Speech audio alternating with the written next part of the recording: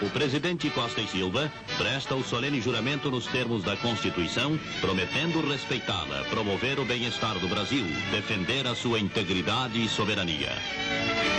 Após ter ouvido os membros do Conselho de Segurança Nacional, resolveu baixar um ato institucional que tem como finalidade fundamental preservar a Revolução de Março de 1964, a fim de que possamos, saneando esse clima de intranquilidade que gera a desconfiança, o desconforto e procura de qualquer forma atingir o regime que precisamos defender, baixar um ato institucional.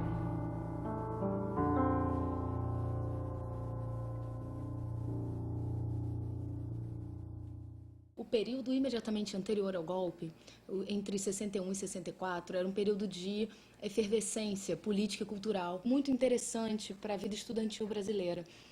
E, além disso, era um momento em que se falava de uma reforma universitária que era necessária para ampliar o acesso dos estudantes, sobretudo de baixa renda, à universidade brasileira. Então, o golpe é dado contra tudo isso, né? Contra todo esse momento em que cada vez mais se buscava falar sobre o Brasil, pensar o Brasil e pensar uma certa cultura popular brasileira. E aqui no campus da PUC, então, o movimento estudantil retratava um mosaico de partidos políticos proscritos, proibidos, que mandavam pessoas, ou que conseguiam ter relações com o movimento estudantil como uma forma de manifestação pública. Em 68 e 69, eu presenciei a invasão da PUC pelo portão, aquele portão que hoje é simbólico, né, Marquês de São Vicente.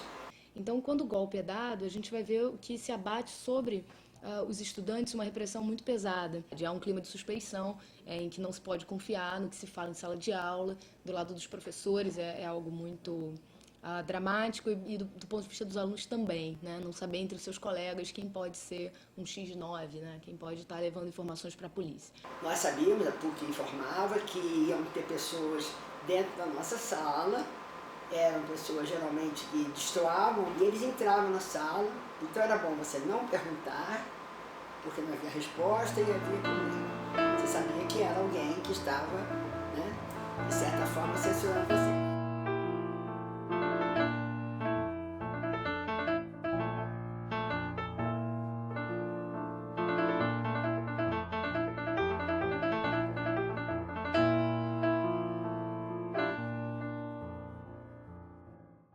E aqui na PUC Rio a gente vai ver uma rede muito forte de solidariedade dos padres contra a entrada da polícia. Os militantes do Rio de Janeiro, eles dizem que a PUC servia meio como um espaço de tranquilidade, né? A PUC deu guarida, deu salvação, deu apoio a muita gente. De um modo geral, a PUC tomou uma posição que eu pessoalmente acho muito bonita. Ela tomou uma posição radical de não deixar acontecer nada no campus.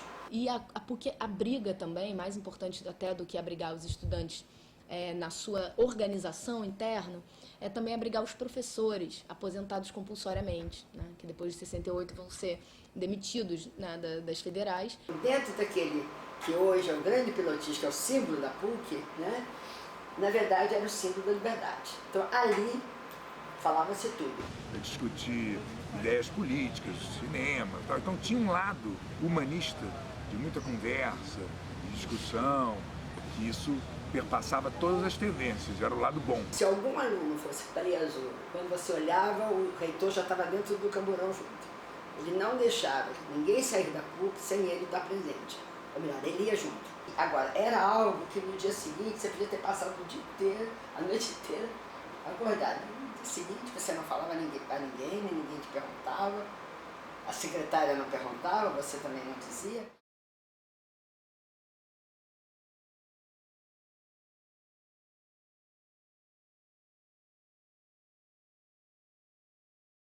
Então a gente tem denuncismo de alunos denunciando os professores pelos livros que eles estão lendo, denuncismo de professores contra alunos, né?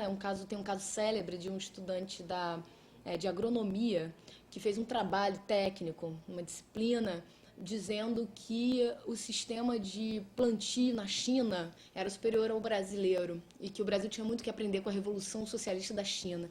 E por ter dito isso, esse rapaz passou 3 anos respondendo um processo longo na universidade, em que os professores disseram que ele era um subversivo, um insubordinado, né?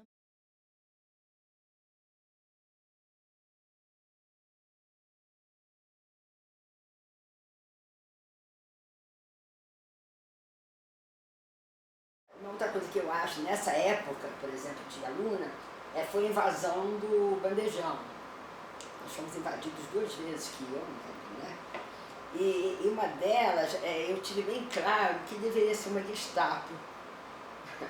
Que devia ser você pertencer a um grupo que está sob a mira de extermínio. Porque eu estava almoçando também com um colega e um soldado, ele ficou do meu lado. E aí ele disse assim, continue a comer, continue a comer. Mas era impossível você comer. De tal modo, era ruim o Estado, como é que você podia com uma pessoa do seu lado, totalmente armada, né? Enquanto eles revistavam todos. Você tinha que fazer de conta que estava comendo. E ele começou, sentou-se ao meu lado e ele discorreu aqueles anos todos, ele sabia perfeitamente o que eu tinha feito, que matéria eu tinha dado, qual era a minha posição da PUC.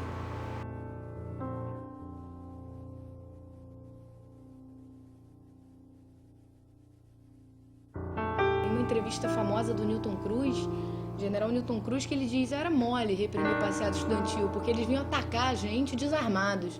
Quer dizer, ele não tem a menor noção de que uma manifestação pacífica não é um ataque, é um direito da sociedade civil num Estado democrático, né? Mas para ele aquilo ali era uma guerra fácil, né? Era uma guerra fácil, em que o adversário estava mal equipado. Então eles não têm uma noção da desproporção da repressão violenta às manifestações estudantis.